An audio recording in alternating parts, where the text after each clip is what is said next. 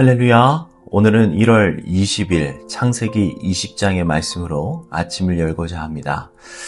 특별히 창세기 20장의 말씀 중에 7절의 말씀, 이 7절의 말씀을 붙들고 말씀 속으로 들어가고 싶습니다. 제가 읽겠습니다. 이제 그 여인을 남편에게로 돌려보내라. 그의 남편은 예언자이므로 너에게 탈이 나지 않게 하여 달라고 기도할 것이고 너는 살 것이다. 그러나 그 여인을 돌려보내지 않으면 너와 너에게 속한 사람들이 틀림없이 다 죽을 줄 알아라. 아멘.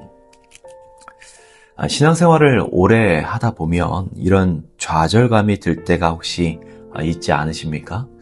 나는 왜 똑같은 죄를 또 반복하는 걸까? 왜 반복하고 반복하는 이 삶에서 벗어나지를 못할까? 분명히 하나님의 은혜를 받았다라고 생각하는데 왜 또 나는 넘어지는 것일까? 자, 오늘 창세기 20장을 보면서 믿음의 조상 아브라함은 어떠했을까요? 오늘 창세기를 보니 당황스러운 장면이 등장을 하는데요. 아브라함이 또 다시 그것도 무려 20여 년 전 이집트에서 했던 실수를 똑같이 반복하더라는 겁니다. 아내 사라를 누이 동생이라고 속여서 그랄 왕 아비멜렉에게 보냈다라는 것이죠. 오늘 본문은 그 위대한 신앙인인 아브라함을 지금 보여주고 있는 것이 사실 아닙니다. 창세기 20장은 오히려 더 실패하는 인간, 그리고 그 실패마저도 덮어서 언약을 이루어 가시는 우리의 신실하신 하나님을 극적으로 대조하면서 이 말씀으로 보여주고 있는 것이죠. 첫 번째 장면을 보면 1절과 2절인데요. 지금 아브라함은 두려움에 사로잡혀 있습니다. 아브라함은 소돔의 멸망을 목격한 후에 그랄 땅으로 이주합니다. 그런데 그곳에서 또다시 두려움이 엄습하더라는 겁니다. 본문 11절을 보니 이곳 사람들은 하나님을 두려워하지 않으니 아내 때문에 나를 죽일 것이다. 자, 아브라함은 이 두려움 속에서 이 불신앙을 보입니다. 바로 전장에 보면 19장에서 하나님은 내년 이맘때에 사라에게, 18장이죠. 사라에게 아들이 있으리라 라고 약속하셨습니다. 그런데 아브라함은 사라를 다른 남자의 후궁으로 보내버린 것입니다. 만약 하나님이 개입하지 않으셨다면 약속에 쓰인 이삭의 출생은 지금 불가능해지는 상황 속에 있죠. 인간의 두려움이 하나님의 약속을 이렇게 망각해버리더라는 겁니다. 그리고 두 번째 장면으로 넘어가게 되는데요. 3절과 18절의 말씀을 보면 꿈에 나타나신 그 하나님을 보게 하십니다. 놀라운 반전이 일어나는 겁니다. 하나님이 꿈에, 누구의 꿈입니까? 아비멜렉의 꿈에 나타나시는 겁니다. 마치 이 장면이요, 아브라함이 지금 큰 사고를 쳤는데 하나님이 꿈에 나타나셔서 뭔가 뒷수습하시는 장면처럼 보이기도 합니다. 하나님은 아비멜렉을 향해서 사라에게 손을 대지 말라라고 막으시죠. 아브라함을 향하여 그는 선지자라, 예언자라 라고 명명하시는 겁니다. 지금 거짓말쟁이 남편을 향해서 그는 선지자니 그가 너를 위해 기도해야 너도 산다라고 말씀하시는 이 파격적인 하나님의 은혜를 보여주고 계시는 겁니다. 자, 그러면 이것이, 이 장면이 무엇을 의미하는 것일까요? 구원은요, 우리의 어떤 도덕적 완벽함에 달려있는 것이 구원이 아니더라는 겁니다. 하나님의 언약적 신실함에 달려있습니다. 이것이 구원입니다. 하나님은 아브라함의 실수에도 불구하고요, 약속된 자손, 그 순수성을 보존하기 위해서 친히 개입하시는 우리 하나님이십니다. 우리 예수님이 제자들의 발을 씻기는 장면, 우리 성도님들 기억하시지 않으십니까? 예수님을 생각해 볼까요? 아브라함은 자기 목숨을 부지하려고 자기 아내를 희생시켰지만 예수 그리스도는 신부된 교회, 다시 바꿔 얘기하면 우리를 살리기 위해서 자기의 목숨을 내어주셨다라는 겁니다. 그리고 우리가 여전히 죄 가운데 있을 때에도 하나님 우편에서 우리를 위해 친히 간구하시는 예수님. 오늘 창세기 20장은 아브라함의 위대함이 아니라 지금 아브라함을 포기하지 않으시는 하나님의 그 위대함을 보여주고 계시는 겁니다. 오늘 말씀을 통해 저희는 어떤 위로와 도전을 받아야 할까요? 세 가지를 함께 나누고자 합니다. 첫 번째는 반복되는 죄와의 싸움입니다. 우리 안에는 분명히 습관적인 죄가 있습니다.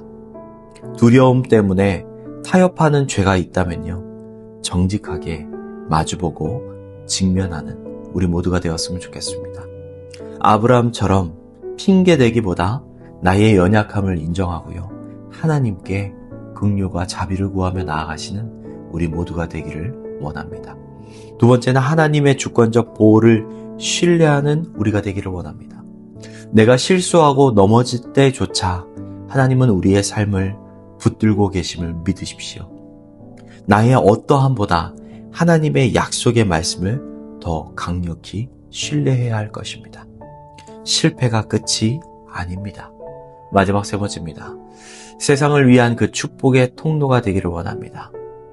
아브라함은 부족했지만 하나님은 그를 통해서 아비멜렉 집안을 치료하게 하셨습니다. 나는 비록 부족할지라도 우리 하나님은 나를 통해서 내 가정과 내 일터를 축복하기를 원하십니다. 내가 선 곳 거룩한 땅, 우리에게 주어진 그 자리를 지켜내십시오. 사랑하는 성도 여러분, 우리 하나님은요, 우리를 포기하시지 않는 하나님이십니다. 때로는 우리가 아브라함처럼 비겁하고 초라한 모습을 보일지라도 하나님은 우리를 향해 너는 내 선지자다, 나의 자녀다 라고 불러주고 계십니다.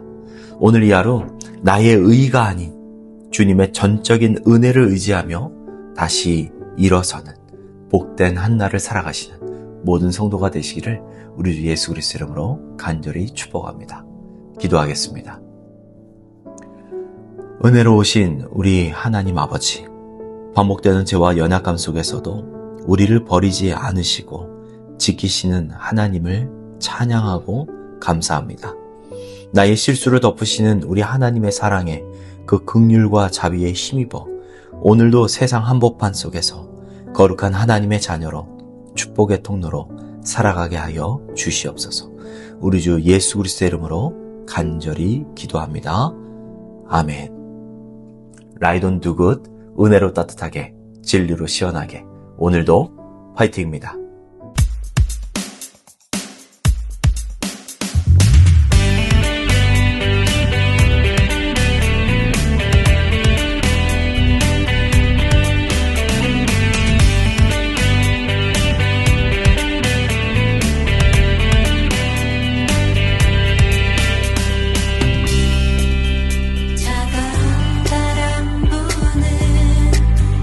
얼어붙은 세상에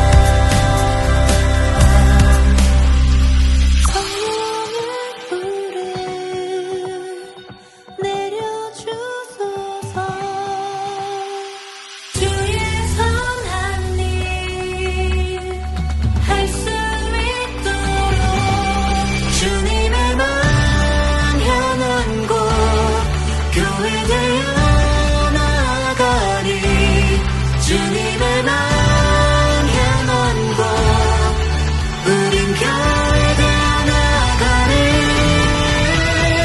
예수의 이름 뜻하는